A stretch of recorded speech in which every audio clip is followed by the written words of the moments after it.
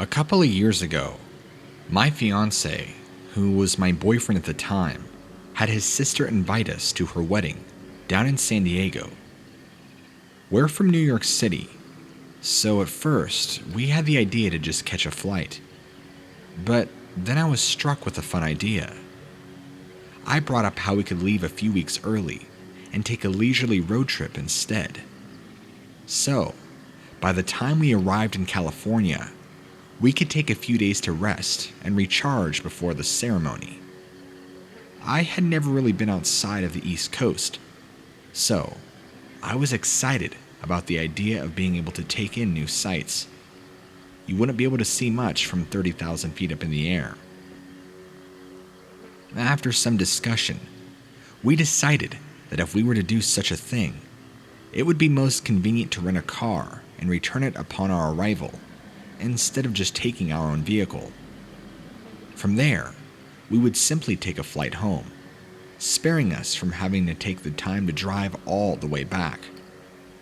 So, when it came time to leave, we got our rental car, packed our things, and did the standard routine check of making sure the stove, oven, and lights were off, and being sure that the house was locked and left. Most of the trip went as expected. We had our fun days of stopping in different destinations, like Indianapolis and St. Louis, visiting the multiple attractions they had to offer, and our not-so-fun moments of getting caught in heavy traffic, or having to stay in a hotel that was a bit beyond our budget. Regardless, it was pretty cool to be able to experience things I had never had the chance to before. Overall, things went pretty smooth. That is, until we hit New Mexico. It was nighttime, and we ran over something. I'm not sure what it was, but it was enough to cause one of our front tires to pop, and the car was practically bouncing from the roughness that ensued. We pulled over and went to check out the damage. The whole tire was practically shredded, hanging onto the car by a thread. We went to look for a spare tire, and my heart sank as we soon discovered that there wasn't one. The service nor data wasn't very good out where we were, leaving us next to stranded. The good news was that the GPS attached to our car used satellites instead of cell towers, so it was still operating just fine. The bad news was that it used the car as its power source, so it would be rendered useless if we took it out. My fiancé then had an idea. He took out his phone and opened the Notes app and copied the directions to the nearest town. It was about 5 miles out. Upon getting there, we could hopefully find a place to stay and have enough service to call the rental company to let them know about the car and see what we could do from there. We wanted to wait a bit before doing that though, just to see if we could flag down another car to speed up the process. After about 15 minutes or so with nothing, we decided to make our journey on foot. Both of us were very nervous about leaving so many of our belongings behind in the car, but with how much we had packed, it was impossible to take it all with us. We locked the car, of course, but that didn't mean it was impossible for somebody to shatter the windows and haul our stuff out, including my dress and his suit, both of which were rather expensive. A few minutes into our journey, I could make out the silhouette of a man running some distance away. It was late, but considering I was with my fiancé, I wasn't exactly scared. I figured it was just a late-night jogger, although I couldn't understand why he chose to run across the land instead of by the street. Then, he turned around, and the new angle allowed me to see something trailing behind him. I squinted my eyes, trying to make out what it was. It wasn't until then that I noticed how bizarre his face shape was. It was much more rectangular than I'd ever seen on a person. I had to ask my fiancé, "What is that?" from beside me. I told him I didn't know. My best guess was a strange-looking person. The man only seemed to be getting closer, and I turned on my phone's flashlight. I gasped as the light caused the man's eyes to reflect back at us. Then, I was able to see his form in its entirety. Its frame was at a bit of an obtuse angle, with the bumps of its spine sticking out like spikes. Its arms were significantly shorter than its legs, and its hands only appeared to have 4 fingers, with long, sharp, black nails at the end of each one. Its face resembled that of a person's, but it was so bizarrely shaped for being such that it was practically uncanny. Its eyes were like that of a snake's, and I soon realized that the thing had been trailing behind its body was in fact its tail. It had no skin.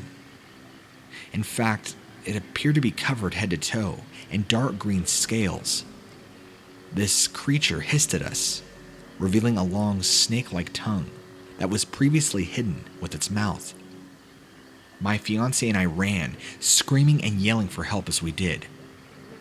This thing paced itself behind us, continuing to hiss and snarl. Some distance below, I can make out the lights of a small town. However, we were too high up on the cliff we were on to safely navigate our way down. Instead, we had to keep following the road, which wound down into the city, and who knew how long that could take. I then thought of something. I stopped in my tracks, picking up a few rocks nearby. My fiancé asked what I was doing. I turned around and threw one at the creature. The first one missed, but the second one hit it right in the forehead. It made a noise of pain and stopped briefly, shaking its head. My fiancé and I continued running, but this monster only seemed to be even angrier. It picked up its pace, and it wasn't terribly fast, but neither were we, and I had no idea whether or not we had enough stamina to outrun whatever this was. Once we were nearly down the cliff, a car had driven past us, loudly honking its horn as we were far too close for his or her liking. The creature screeched and ran off somewhere to the side, but we continued moving forward. It didn't seem to follow us anymore, but we weren't going to take any chances. As we neared the entrance of town, we finally allowed ourselves to catch our breath. We walked into a nearby McDonald's, got ourselves water before anything else, and then sat down in one of the booths, taking a minute to try and piece together what had just happened. My fiancé tried to lighten up the moment by reminding me that we in fact did end up making it to our destination. We tried calling the rental company, but we just got an automated message that their offices were closed for the night and that we needed to call back in the morning. Not knowing what else to do, we walked to a small hotel and rented a room. We were exhausted, and despite what had just happened, fell asleep easily. It definitely helped that we had each other. The morning after, we called the rental company before anything else. They said that they would send out a tow truck to get the car fixed, and that we could pick up the car in town later that day. We checked out of the hotel and went back to the McDonald's and had breakfast. My fiancé says the closest thing he could find to what he saw was a chupacabra, but even then, some depictions made it appear as if it were a dog or coyote-like creature, not a reptilian-looking thing. So we were left pretty stumped as to what the hell it was. Whatever the case, I was just glad it wasn't after us anymore. We spent the day wandering around the town as we waited for that call if our car was fixed, but there really wasn't much to see. When we finally received the phone call, we picked up our car and made sure everything was still there. When it appeared to be fine, we stopped by a gas station to pee, fill up the car, and get some snacks. When we were ready to get back on the road again, both of us let out a little laugh as we realized that we would have to return to the same place we were chased down in order to get back on track for San Diego.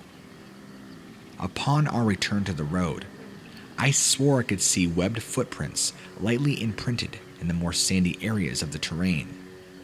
But I just shook my head and let myself relax, putting my feet up on the dashboard.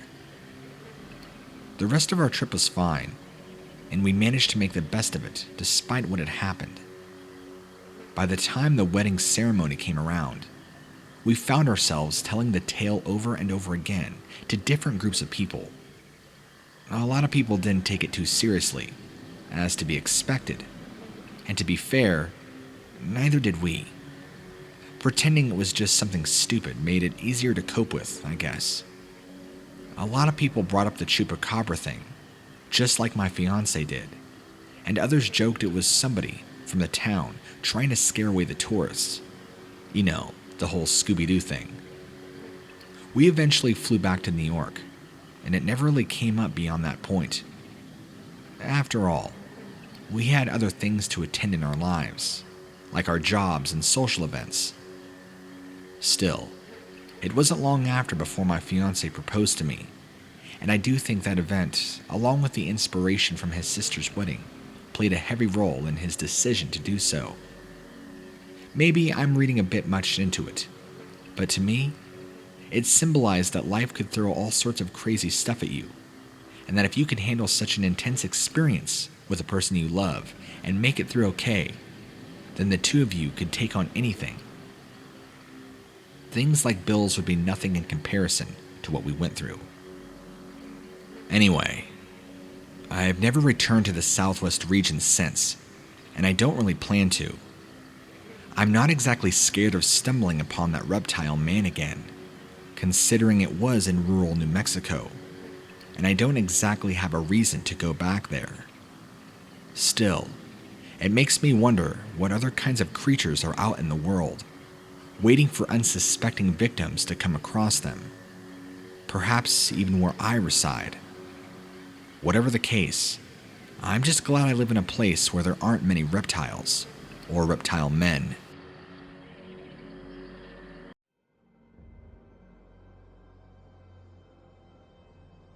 When I was a young child, I used to go stay with my aunt every day after school. She, my aunt, lives in a beautiful farmhouse far on the outskirts of my town. She grew up in the blatant countryside and is a true woman of the land. She tends to chickens, ducks. She even has a few cows here and there, though they're just now dairy cows now. She gathers her own water from the rain and is the prime example of a self-sufficient lady, or what others refer to as a prepper. On one occasion, however, as a child, I must have been around 8 or 9, I encountered something terrible and deadly at her house. It was in the garden. The garden is large and has a whole array of flowers. The smells are intoxicating and are enough to make anybody fall for the allure of these flowers. It's in this place that the experience happened. It was springtime, so there was just an ethereal beauty surrounding the entire place. My aunt took really good care of her garden, and it looked beautiful. I was a boisterous 9-year-old boy, so I would spend much of my day kicking balls and running through the garden with my younger siblings. I know this experience might sound crazy, and I'm a very logical person. I came across your channel because I just spent evenings scrolling through YouTube, watching funny videos, and I thought, man, I wonder if this person would be interested at all in what happened to me as a kid. So I was saying, I was around 8 or 9. Well, my aunt had a bunch of chickens out back and wanted me to bring one in so she could slaughter it for dinner. I know, not very animal friendly or vegan, but I can't sugarcoat the story. I remember exactly what I was wearing. A little red t-shirt, yellow shorts, and blue boots. It was a little rainy too, so I had on a yellow raincoat. Before I grabbed the chicken, my aunt wanted me to feed the ducks too in her pond. The pond was near the bottom of the garden and was somewhere that I loved to go sit and be still. At that time, my father was a pretty bad alcoholic and would often come home and trash the house, screaming at my mom and starting fistfights in front of me, throwing furniture, and nearly choking her out. It was extremely traumatic and very toxic, for me as a kid especially, and so that's why I spent a lot of my time at my aunt's. I felt that it was a safe place for me, and the place I felt most still and serene was around her pond, watching the little ducks move quickly around the pond. On this day, however, I did not feel peaceful. As I stood there, throwing in little pieces of squished up bread, a gray cloud enveloped the sky, and it looked like it was going to start pouring soon. I panicked a little, as my aunt's house is only about 100 yards from the pond, and I knew if I got wet, she would be mad. I continued standing there, looking at the ducks, and noticed something very strange and ominous. In the corner of the pond, there was a little splash of blood, as if one of the ducks had been bleeding. I looked in the pond to see if I could see any more, but no, I didn't. At that moment, I noticed in the corner of the pond, one of the ducks, which were beautiful, delicate, had spots of blood all over its coat. It made me feel sick to my stomach, and I wondered what had happened. Had it been injured? Had someone did this? What was going on? My mind raced for an explanation, but I just continued staring. I attempted to reach out and stroke the duck that had a little blood on its coat, but it swam away, as if nervous of my touch.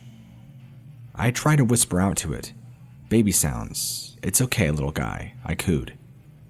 I decided I should probably go in and alert my aunt, and as I stood up, I threw in the remaining bread. I hoped if at least the ducks get some nourishment, nothing bad could happen. Just as I got up, the hairs on the back of my neck stood up and seemed to expand into huge spikes. My hand is even shaking now as I recall this memory. Before me, at the side of the pond, on my aunt's flowers, was a large reptile, at least 15 feet long, a massive thing. It had green scaly skin and large spiky feet, which also seemed to have fangs. It was absolutely bewildering and horrific to look at. I attempted to shout, but no words could leave my mouth. I was awestruck by the terrible creature before me. It looked vicious and monstrous, and I knew instantly it was responsible for the blood residue in the pond on the ducks. What was this beast? I thought. Did my aunt know about this? Surely not. She would never keep such a creature. The creature turned to me and stared at me with red slits for eyes, which glare a menacing look, as if it could bolt its tongue out and eat me there and then. I screamed at the top of my lungs and ran back to my aunt. I didn't turn my head until I got in, and the creature was gone. I can only assume that it slithered back to the swamp behind my aunt's pond. She felt my head and could feel the streams of cold sweat running down my brow. She knew I was not lying. It was the weirdest thing, and that night, she'd made me some hot tea and allowed me to sleep with her. Later that year, my aunt died of a sudden heart attack. She was distraught at the time because most of her farm animals were getting sick and dying, or just disappearing altogether, which was odd. Environmental health officers and veterinarians said it was the pollution in the air, but I felt this creature had a part to play in it. Whatever this was, it was monstrous. It didn't look like an alligator, but more like a mutated giant lizard. But I don't know, it's hard for me to describe because I've never seen such a weird-looking creature. It was there one moment, and then after I ran away, it was gone.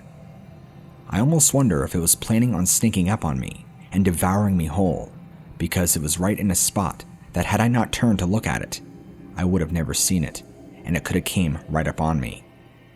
Anyway, my aunt later on that year had a heart attack like I said, but it was again because I think she was just going through so much stress of losing a lot of her livestock and her prized cows, which were disappearing, somehow, and they couldn't find them anywhere, no traces of their body.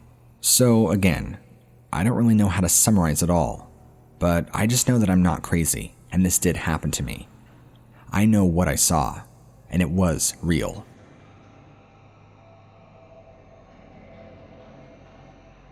When I was at college in the early 2000s, I spent a lot of my time partying. I'm 39 now, married with 2 kids, and immensely happy with my life. I know I drank too much back then. Hey, I may have even smoked a little weed from time to time, but generally, I was a good kid. I'm a Midwesterner, and so I grew up knowing that I wanted to make my mom proud and my dad proud, so I knew how to stay away from the wrong crowd. Well, I tried. But one night, I was in my dorm, and this guy was going around the hallway knocking on people's doors. I heard the muttering, and I had no real idea what he was saying. I was working on my desktop at the time, on an assignment, and hoped he wouldn't knock on mine. But of course he did. This guy had black hair, dark eyes, and a long leather jacket. He had a blank stare and some shady-looking eyes, but he held out his arm and showed me something. He had some ecstasy. He asked me if I wanted to buy it, and of course I said no.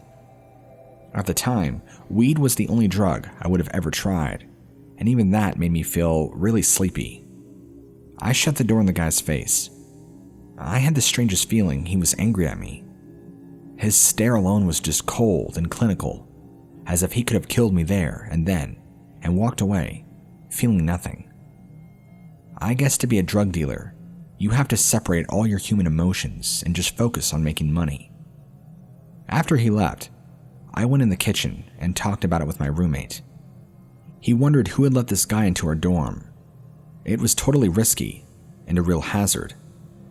I mean, if he found a vulnerable girl, he could have drugged and raped her. We felt really concerned, but we didn't want to alert the campus authorities, as we had already had a problem after a drunk guy trashed our place.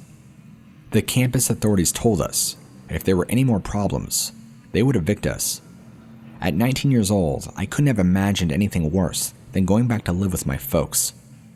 I was an independent guy now, working hard and enjoying having a cold beer in the evening, waking up when I wanted and eating whatever I wanted. Me and my buddy decided to keep it quiet. We would just keep our eyes open for anything else unusual. We would also tell the rest of the hallway to be alert and not to get too drunk until we could find out more about this guy and who and why he targeted us. That night, I went to bed at around 11 p.m.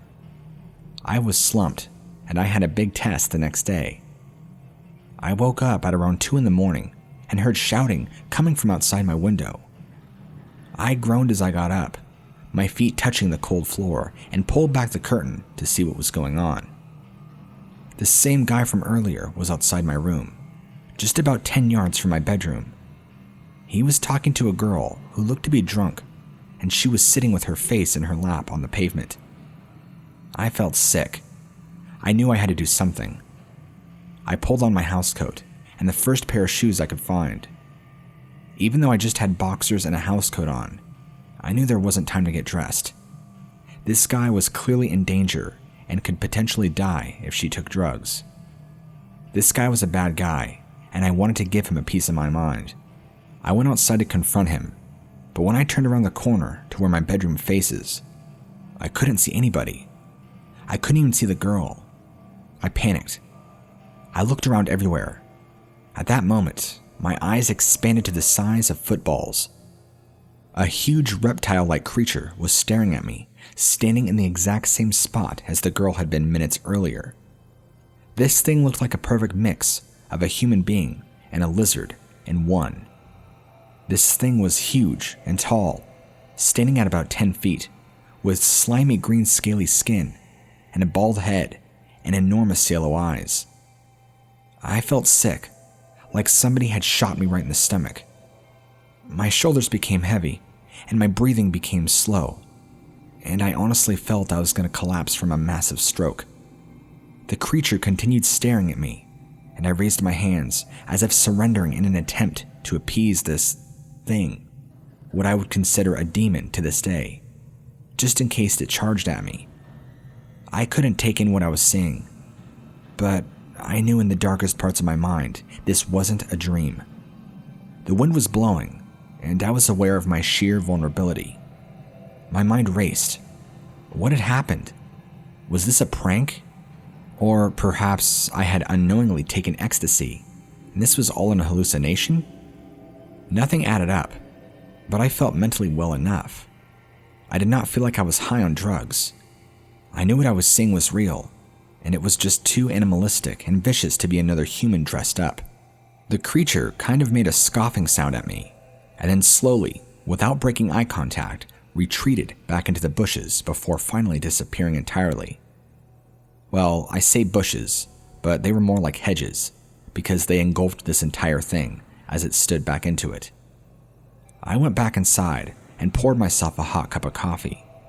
I picked the phone up to call the police, but then decided against it.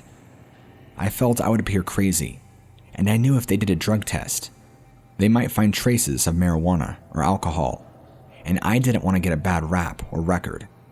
I had a really bright future ahead of me with lots of promise, and I did not want that to be ruined.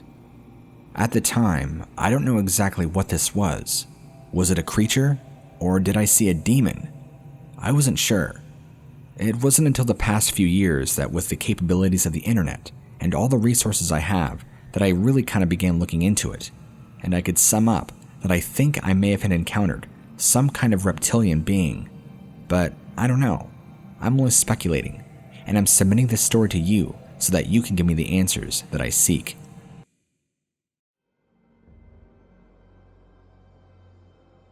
I've been living out here in rural Mississippi for the past 6 years now, and it's pretty common to hear a variety of different animal noises. Still, I can never pinpoint an animal to the sound that I've been listening to lately. It's pretty common to hear coyotes like that all the time, and my partner wants to say that this was a coyote, but let's be honest. A coyote doesn't sound like a dinosaur screaming. I only hear the sound at night, but it seems like I'm living in Jurassic Park.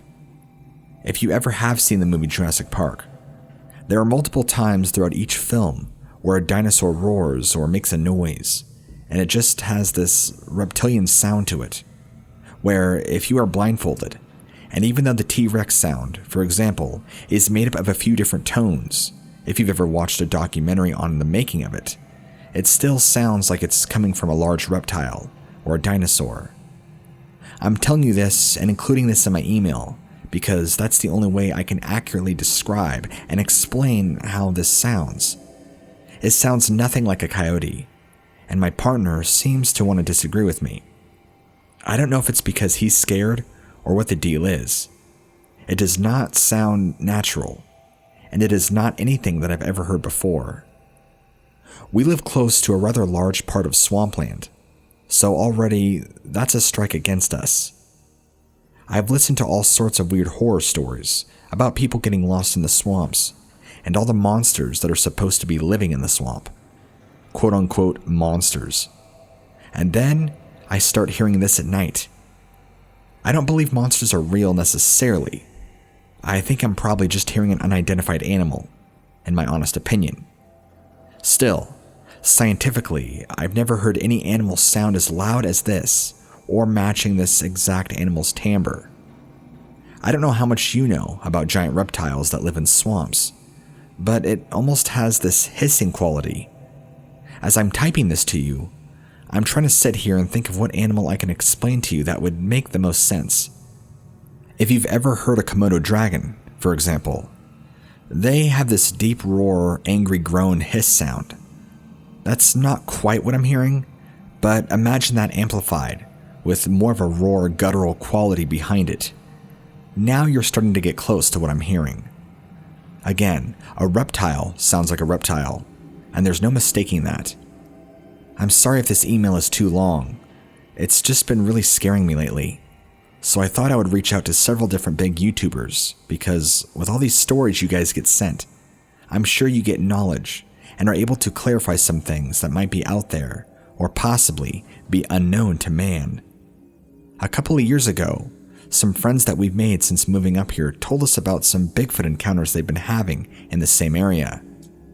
Now, I'm not a believer in Bigfoot by any means, but their encounters and sightings were frightening with how they'd retell their stories. I guess Bigfoots run rampant out here, but I didn't know that before moving out here. I thought to myself that it could be a Bigfoot that I'm hearing out here in the swamps at night. But from what I've been told, and from what little I know about Bigfoot in general, they don't sound reptilian. Maybe they do. Hopefully you can answer me and reply. Perhaps it's an entirely new discovered species of animal that's only living here in the Mississippi swampland. I have held on to this encounter for a very long time, and I haven't told anybody about it because I fear I would be mocked and called crazy. But maybe it's about time for me to finally share my experience with the world.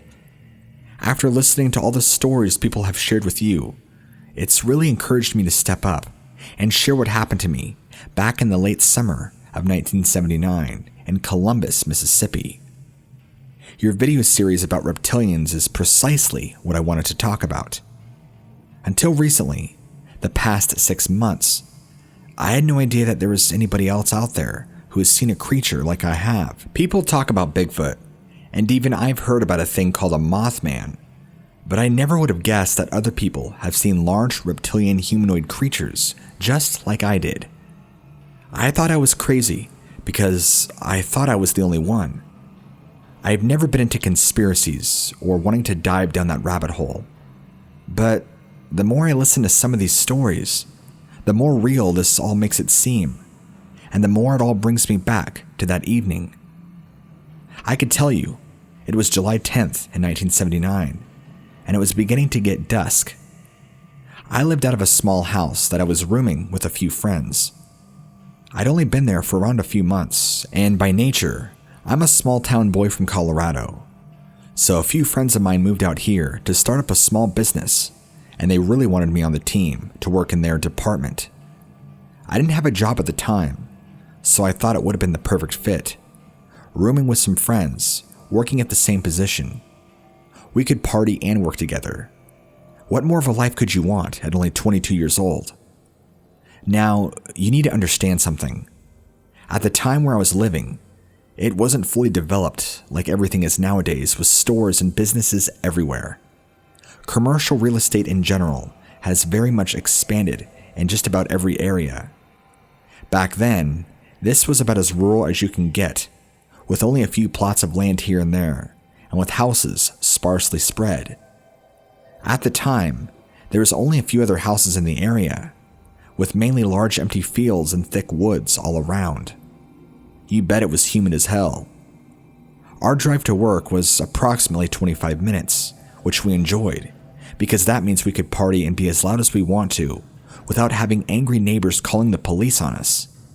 In fact, that's actually one of the reasons why we decided to go in and rent this house together.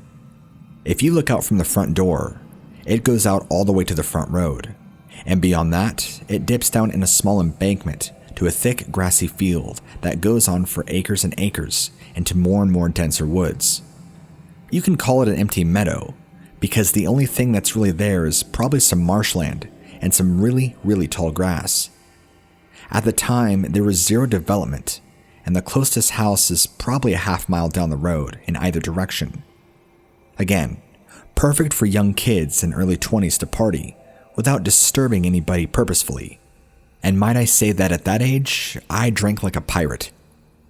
At the time of the sighting, though, I was stone cold sober, and I really want to hone in on that. I was the only one home at the time, because my few other roommates were out doing something, I don't remember what. Probably out chasing girls like they always did when they weren't working. I was usually the more reserved one. I was outside having a cigarette, and I see this giant lizard stand up from the tall grass in the field opposite of the side of the house. I stared at it intently for a few seconds, just trying to comprehend what I was looking at. Then, it turned its head, and its whole body followed. It slowly began walking towards the woodline, which was probably about a few hundred yards. I watched this thing walk all the way towards the woodline before finally entering and disappearing. This thing looked like a Komodo dragon crossed with a human. It was dark and scaly looking and had long arms. It did have a tail, but because the grass was so tall, its lower body was obscured. I almost dropped my cigarette and thought to myself, I just seen a lizard man. When I was outside smoking my cigarette and happened to see it, I wasn't necessarily looking for anything. I was just kind of spacing out, looking off in the distance, thinking about my day, when this thing rises up out of the tall grass. It was tall though, because that grass is easily 3 feet tall, and it only came up to about mid-thigh to this creature. That meant that it was probably around 7 to 8 feet tall, and it had a massive reptile head. I don't know if it actually saw me, or didn't, and just chose to ignore me, but it never looked over at me, and it's not like I was obscured by any trees or bushes. I was out there in the open, this small, tiny, skinny guy. We don't have any trees anywhere on the house of the yard, so I was sticking out if it would have looked over. I don't know if it was hunting or what it was doing, but it was obviously there before I even came out with a cigarette, crouching down in the grass. I was out there for probably 5 to 7 minutes before I saw this thing stand up and walk off. And when it walked, it was just like a human.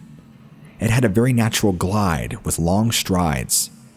It was incredibly muscly, and there wasn't, or at least looked to be, an ounce of fat on that thing at all.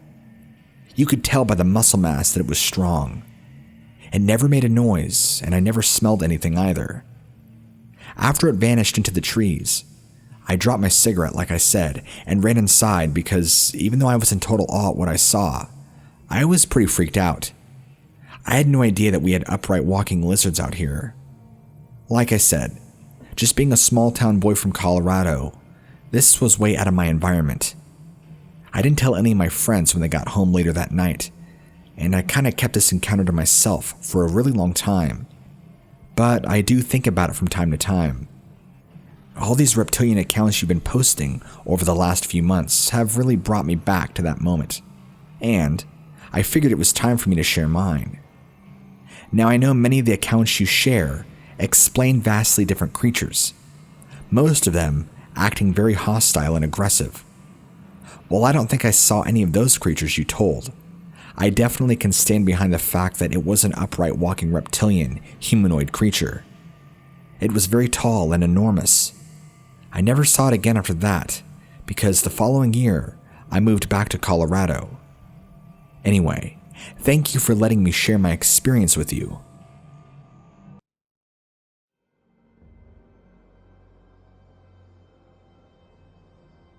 So, my uncle is now 79 years old, and unfortunately, he now sits on his deathbed, with not too much longer left to live. He's doing what most people do on their deathbed, professing all the bad things they've ever done in their life, all the wrongdoings, and trying to make the best wrongs right that they can.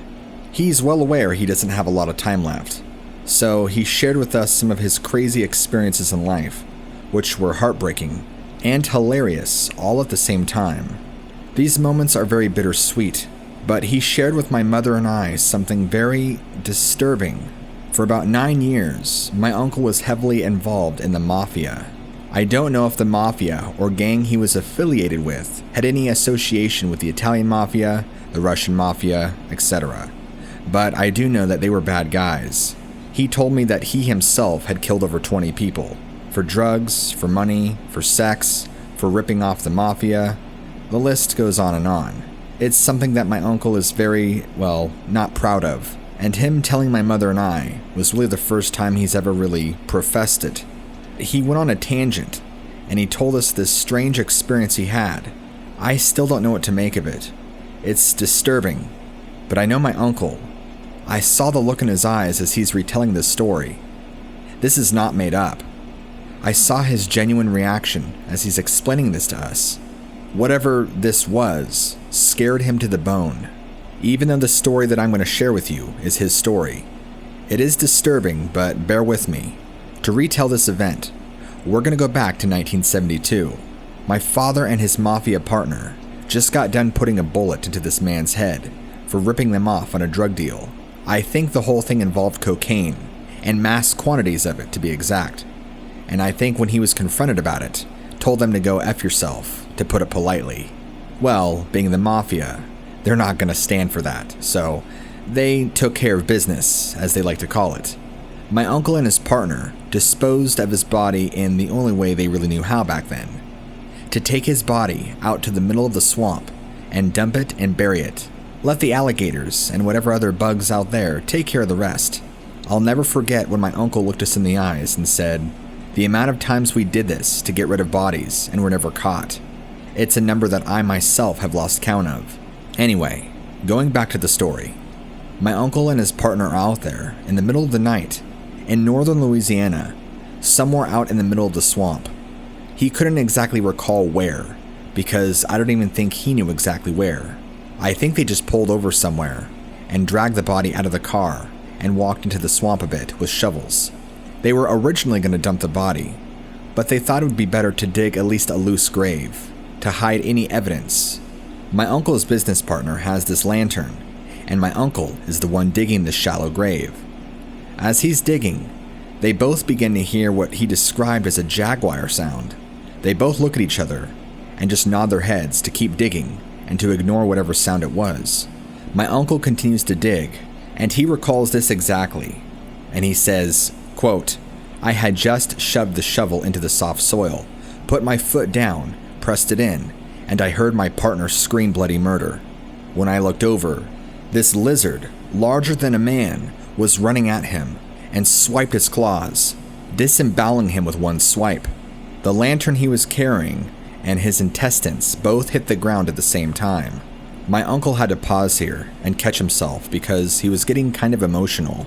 This is where you could tell that the story was getting really traumatic for him to recall to us. He then continued. Without even thinking, he threw the shovel down and sped back to the car at record-breaking speed. While turning around and firing a couple shots off at this thing, he wasn't even sure if it was following him. He was just in a complete state of shock and panic, made it back to the car, and got out of there. He had bigger fears. His partner, now dead, and the body was left exposed in a trash bag, sitting out in the open with a shovel. If caught, their DNA was all over everything. All of this, coupled with the fact that he just encountered some sort of giant swamp lizard that killed his partner in one quick swipe. What was he going to say about his partner going missing? What he told us is that the mafia believed that he had some part to play in his partner's death, and tortured him consecutively for 4 days straight. He never exactly told the version of the story that he told us, about a swamp lizard coming out and disemboweling his partner. They would have never believed a word for him, and probably would have killed him. In fact, my uncle is very glad and humble to be alive. He claims he's very surprised they didn't take his life, but that they would rather teach him a lesson. I had asked him if he could describe what he saw in more detail, the thing that killed his partner, and he just kept saying that it looked like a big lizard with huge teeth and long claws, and that it ran on 2 legs, just like a person, but was shorter than him and his partner. Which, by the way, him and his partner were pretty average height, 5'10", 5'11", and the dark lighting conditions of the swamp, and the lantern being his only real source of light. It's hard for me to accurately guess how much he truly did see, but it must be serious to traumatize a cold-blooded man like him. A man who had no problems killing you if you came between him and his mafia family. In case you didn't catch it the first time, this was in northern Louisiana, sometime in the early morning hours, I was told. My uncle then veered off to a different story, but I could tell it was hard for him to retell to us. It was clearly a very traumatic event. Since hearing my uncle's story, I've had the chance to check out a few of your reptilian encounters on your channel, just to try and verify if there's any corresponding details that exist between his story and the stories you've posted. While I can't pinpoint anything exactly, it's pretty eerie that other people besides my uncle have seen reptilian creatures in the swamps. I've always known that the swamps were dangerous and home to alligators, but if you would have told me that they were home to man-sized carnivorous lizards, well, that's a totally different thing on its own. My sighting takes place in southwestern Tennessee. This is in a place known as the Cross Creeks National Wildlife Refuge, right alongside the Cumberland River, not too far outside of the small town of Dover, east. I was driving home late one night on the 49. This is where I had a sighting of what I would like to call the man iguana from hell. The 49 is pretty much a straight 2-lane highway that travels all throughout the wetlands. There's really nothing too exciting to see, except what I saw in my case was extraordinary, and not in a good way. This 2-lane highway traverses throughout the wetlands, covered with thick forest on both sides of the road, and again, the Cumberland River, right nearby. It's important to keep an eye out for deer, and anything else that the river might draw, like any other nocturnal animals. I'm not a Tennessee native by any means, but I've been around here long enough that I feel pretty confident driving here, especially around nighttime. It was getting close to midnight, so it was pretty dark outside. No other cars on the road at this time. Out of the woods to my left comes a creature, what I called the Iguana Man from hell. I call it that because that's exactly what it looked like. Every detail of this thing, this being was horrifying, down to every inch. This thing comes out of the forest to my left, crosses the road in front of me, and heads north down towards the river. This thing was so large that it had a dead adult doe hanging right there in its mouth. This creature, so tall, probably around 9 feet, and if I was to guess, shoulder to shoulder width, I'd say 5 feet easily. This thing was a hulking lizard. It's like you took Conan the Barbarian and crossed him with a demonic-looking iguana. The head was like a human crossed with an iguana, which is where I get the name from. This thing just looked evil. The expression on its face was like a fierce alpha predator.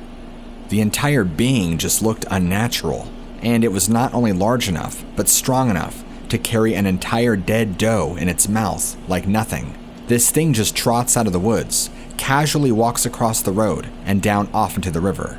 My headlights lit this thing up in full because it walked right out in front of my car, but it paid no mind to me, didn't even give me a glance.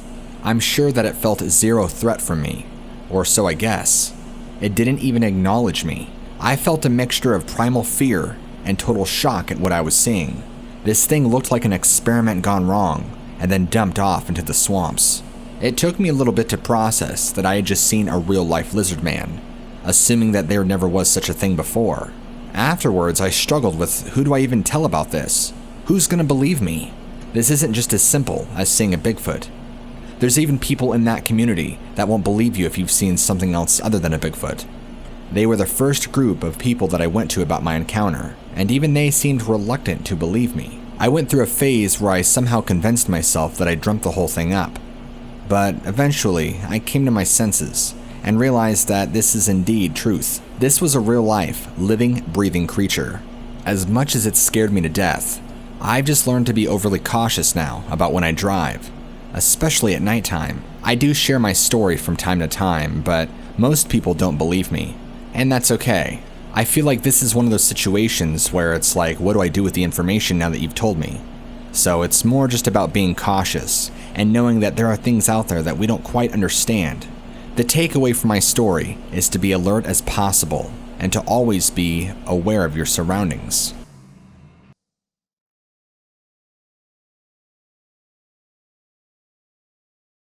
It's probably of no surprise to you that you've heard things about dinosaurs still existing. Missionaries who have traveled deep into the Amazon rainforest have seen things that many forgotten tribes have seen. Real-life breathing sauropods. Although extremely rare, these are not the only large reptilian sightings to come to surface. While the details to these particular sightings might be as elusive as the dinosaurs themselves, there have also been creatures spotted in the Arizona deserts, identified by what many would consider to be a velociraptor of some kind. Not the Jurassic Park renditions, though. These are much more bird-like. While there is at least some evidence that points to these things existing still, the real purpose of this message is to relay to you the several encounters that happened near Guantanamo Bay in Cuba. Now, Guantanamo Bay already has a pretty bad reputation, but for much other reasons like violence and tyranny, and not so much dinosaur sightings like you would imagine. Over the years, there has been several witnesses, from locals who live on the islands to US Marines, to have all reported seeing the same pterosaur kind of being. Some of these accounts stretch all the way back to 1965 and before then. However, due to technology increasing and the more frequent traveling between the US and Cuba, there have been far more sightings. many undocumented by the public. One pair of U.S. soldiers who prefer to remain anonymous, both whom are still serving the Navy to this day, back in 1984, around Papua New Guinea, said they spotted this pterosaur-like creature. However, they wouldn't give their account until much later, in 2009. Both of them actually stated that the pterodactyls portrayed in the Jurassic Park films were actually not too far off from their depictions. While the skin tone, coloring, and leather texture of skin was the same, these creatures did look a little bit different. Roughly as tall as a man, but with a bill filled with tiny sharp teeth, which can be expected from a predatory ocean bird like this. It shouldn't come off as too much of a surprise for something like this to continue surviving in such a desolate, forgotten area like Papua New Guinea and many parts of Cuba where man does not venture. Even with modern technology, they do a good job at hiding and staying elusive. The good news being is that they don't appear to be hostile or show any form of aggression. I mean, maybe if you came upon their hatchlings, but that's expected with just about any species of animal, whether it be a bird, dinosaur, or a mammal. I wouldn't exactly lump these things in with cryptids and things of the unexplained.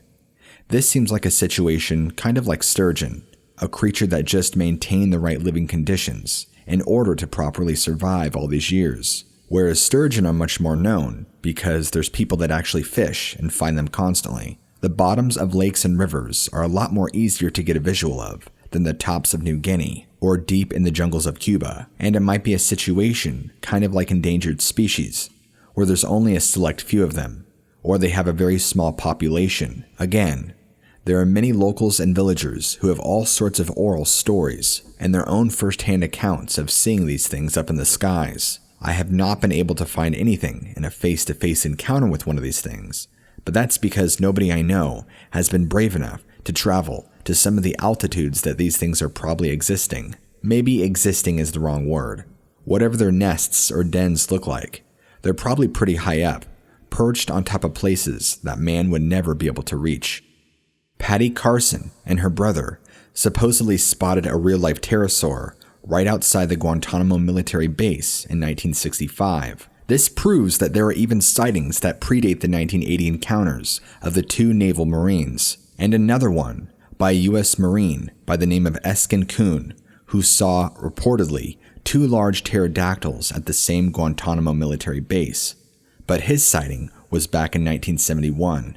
But sightings of supposed pterosaurs don't end there in Cuba and New Guinea. There have been numerous sightings all over the United States, along with what people refer to as thunderbirds, which I firmly believe are two separate animals.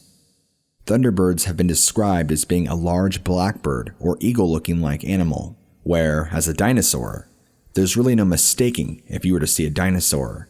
I feel like pop culture and our society in general has a pretty good idea of what a dinosaur looks like. That would be a hard one to mistake.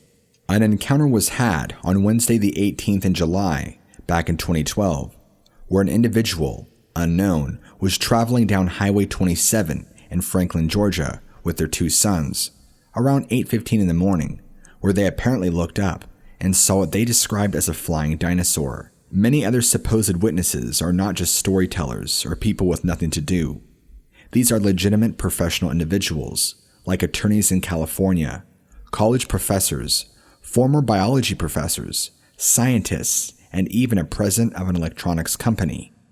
And not only has there been sightings in the United States, but also Australia, New Zealand, Tasmania, and South Africa. There seems to be a general common link between sightings of featherless flying creatures of great size. This pretty much excludes the whole concept of a thunderbird, and really much only leaves flying reptiles, which then points to a dinosaur or pterosaurs. Now, the hard thing is actually acquiring proper sightings. Because the whole concept of a pterosaur or pterodactyl is so rare, and it's a creature that we believe to have been long extinct, it's a much more harder thing to grasp than a Bigfoot, or say even something else. Even large sea monsters are more believable. Something in the sky makes it hard to believe, because if there is a witness, well, there's really nowhere to hide. Something flying in the sky that nobody has ever seen is very vulnerable and open to all other sorts of sightings. While many of the eyewitness reports are from adults, there are quite a handful that are actually from children. Children who wouldn't even know what a pterosaur is or how to make up a description of one. So how is it that they can accurately give an exact matching description of one when they've never even heard of what a pterosaur is? It's sightings like that as a skeptic that really make you go back to the drawing board, so to speak. I mean, take something like the coelacanth, which was thought to be extinct for a very long time, until finally discovered again, living in 1938. Remember that all it takes is one living fossil, or in this case specimen. Underwater specimens are a little easier to obtain, considering in the past 100 years, our underwater exploration technology has skyrocketed exponentially. But there's no doubt that one of these days, somebody's going to capture one of these things on footage. With how good cameras are getting, DSLRs, phone cameras, it's bound to happen at some point. The real question is if these things are making themselves known to the public, even if it's in increments. Where are they nesting? It must be somewhere high up, and not the top of a cell phone tower or a telephone pole. The amount of distance these things can travel is unknown. It's even possible that they burrow and create nests into the ground. But again, nobody has a living species to be able to tell. Doing a little bit of digging, I found an anonymous report from a 67-year-old individual who claims to have seen one of these pterosaurs back when they were 12 years old, around the years of 1960 to 1961 in Ontario, Canada. Here is their story. It was a dull and rainy fall morning. The rain had just stopped, so we kids were forced to go outside during our morning recess. It was cold and wet, and a low-hanging fog hovered about 20 feet above ground. Us guys started a ball game, but quickly gave up because the ball kept disappearing into the overhead fog. So, we decided to quit and just wait for the bell. Suddenly, we heard screams. We looked up the field at the girls, and the ones farthest away from us were pointing into the overhead fog bank and screaming. Then, the girls below them began screaming and pointing into the fog. I was curious, as were all the other boys, so we positioned ourselves under the fog, hoping we would get to see whatever it was they were screaming at. I can still remember me bracing my legs apart so as to not lose my balance as I looked up into a gray cloud. Suddenly, it appeared. An airplane-sized blackbird was silently gliding just at the bottom of the fog bank. It must have been that low, so we could see where it was going by looking at the ground. It appeared to be maybe 20 feet over my head, and I could see it clear as a bell. The first thing I noticed was obviously its size. I was directly under one wing, and it was much wider than myself and a group of my buddies put together. I would estimate one wing to be 20 feet in length. Then I noticed a good 3-foot-long pointed beak and a shorter 2-footish bump on the back of its head, which was not pointed as if it was a beak. Usually, when people report anonymous sightings like this, there is very little to gain, so the incentive to cultivate a fictionist story is minimal. While revisiting the idea that these so-called pterosaurs are mainly not hostile or aggressive, there have been reports of so-called large flying creatures killing people on the mainland of Papua New Guinea, in villages around cities, and adult humans even being carried away. Although news like that rarely if ever finds its way over to the Western world, especially dealing with cryptids of that nature. One quick thing I wanted to point out before I ended this email to you, and it almost seems like Quetzalcoatl, a revered flying god illustrated in many of the ancient Aztec and Mayan cultures. Although commonly depicted with feathers, it's very possible that it could have very well been depicted from a pterosaur of some kind, considering back in those days, they lived in total desolate jungles with high probability of all sorts of other creatures that flew around and lived in that time. Back in a time where much of the jungles and surrounding areas were long forgotten about,